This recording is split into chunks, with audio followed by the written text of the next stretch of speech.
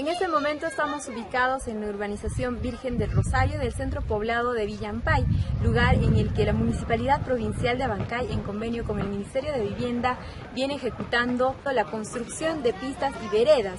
Como podemos observar, estamos en la calle José Olaya, lugar donde ya se está haciendo el avance para esta obra.